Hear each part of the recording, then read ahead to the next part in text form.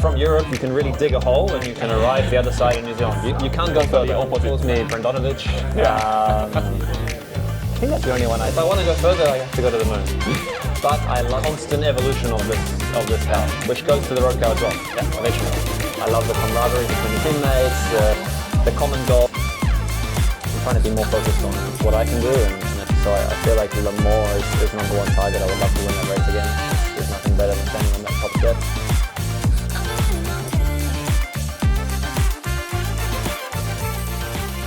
皆さんこんにちは。トヨタガズレーシングヨーロッパの中島和樹です。ですね、前回から始まった、この WEC チーム TGR WEC チームへの、10の質問という、企画ですね。今回は、第2戦が行われるイモラから、行っていきたいと思います。で、皆さんすでに、映ってると思いますけど、今回は、ドライバーは8号車のブレンダン・ハートレー選手と、彼にねいろんな質問をしながら進めていきたいと思いますので、早速始めていきたいと思います。So let's start, Brendon. So I will start with the question to you. The first one is, what is your name? So, konnichiwa, hello. Brendon Hartley. Yeah. What is your nickname in the team? In the team, maybe I have a few. Maybe I have a few that I don't know. You never know. I think Seb calls me Brendonovich. I think that's the only one I can think of on the team. Yeah, I think either Brendon or the Brendonovich. My wife has different nicknames, but maybe they shouldn't be repeated. So yeah. No, but normally Brendon is also okay. Yeah. Okay. So what's your role in the team? Okay, so my role in the team, I'm one of the drivers. One of 6. I used to be teammates with GAZOO. Before he had a few less grey hairs before he became the management role. No, I'm joking. So I'm in the car number 8 with Rio, Sebastian Buemi, but we're one big team across the both cars. So my role is to drive the car as fast as possible, give it the right as reliable as possible. Okay, fast as possible, and it's true. Kaz is there telling us also not to crash, not to make mistakes, not to cause any problems. So it's a tough role it's a fine line between as fast as possible and consistent as possible, and also giving the feedback back to the team to improve the car. You know, it's a constant evolution of this car, which goes to the road car as well. Yeah, eventually. Okay. Where are you from? So I was born in New Zealand, a small town called Palmerston North. I now have a holiday house in Taupo, New Zealand.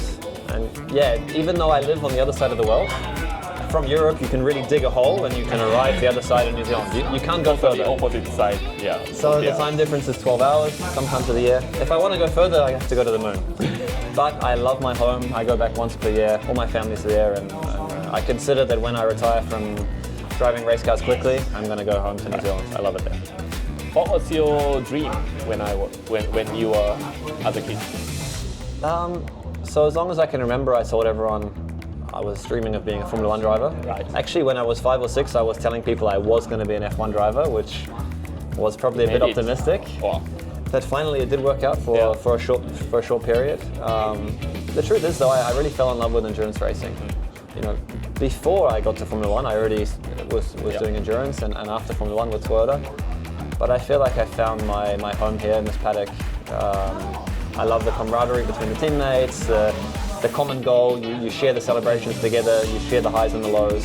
It's more of a team, it feels like more of a team sport, and I actually fell in love with that more. Also, driving in the night in Le Mans, there's certain things that are so special that Formula 1 didn't have. I'm very lucky that I arrived in F1 and I look back in a nice way, but I really feel at home in this endurance racing world. I think that's... So what's your favorite racetrack? Favorite Not only in WEC, but from anywhere. Yeah. It's a tricky one. I always list a few. Le Mans is definitely there, and I guess it's not only the track; it's the whole event. I like the combination of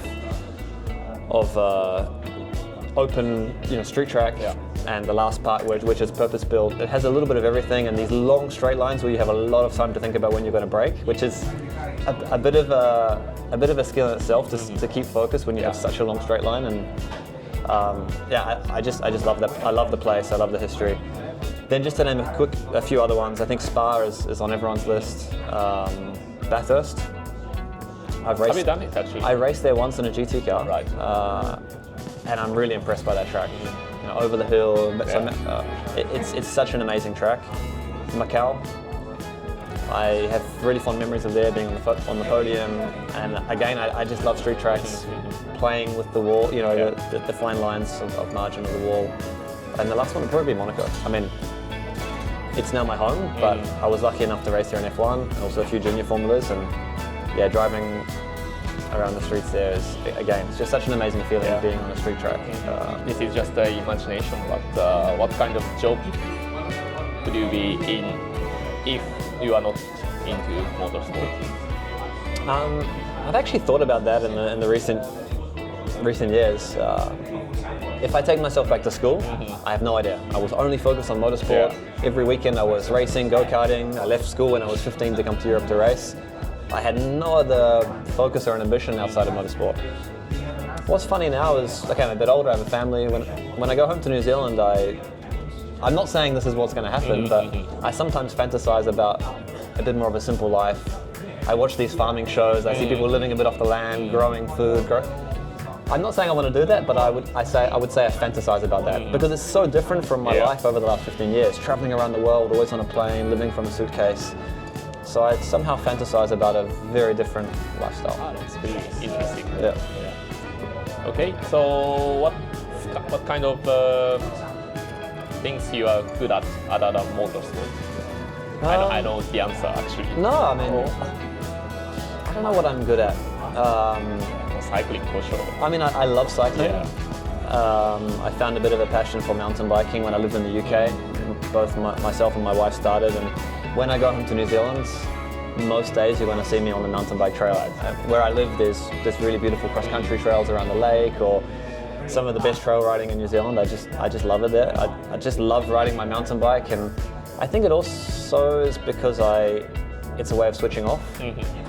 At no point, I could be on my bike for 3 or 4 hours, at no point I think about looking at my phone. I'm disconnected, but there's also enough focus on the road. And there's enough challenge that you have kind of a flow state, which we have in motorsport. You know, you have this kind of adrenaline and flow where you're in the zone, so to speak, and I get the same feeling on the mountain bike, which I just love. I love road cycling as well. I do it with my wife as well, and a lot of friends in Monaco, we do that. I don't know what else I would say I'm good at. Thinking what I enjoy doing, but I do a lot of hiking as well with my family. It's hard to say if I'm really good at these things, but I like to try a lot of different things. You know, that's also the same with my family, my daughter. We're trying to do as many different things as possible. I'm always up for learning a new skill and enjoy the challenge of that. Okay, so what is your routine on the race day, like race typical day. routine? Is very much dictated by the schedule from TGR WEC. So today's quite long actually. We're sitting here on a Thursday before Imola. We arrived here around 10. So we have meetings, we have track walk, we have a driver's briefing, Media work. Media, which we're doing right now. So I would say my routine is, I went for a run this morning actually, so I got up early, went for a small run, which I feel like a little bit of sport in the morning can set you up for the day. But then if I talk about my routine before jumping in the car, I would say a little bit of warm-up is important for me, and something that helps me is music. So I listen to quite heavy rock music. Okay.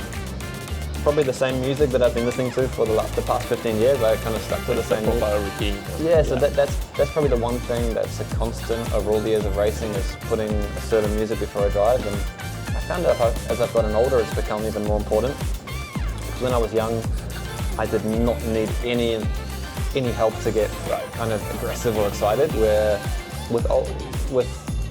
as I'm getting older, I'm maybe a bit more calm, and I have to force myself into kind of the right state of mind, because that's part of the job, right? Getting in the right state of mind.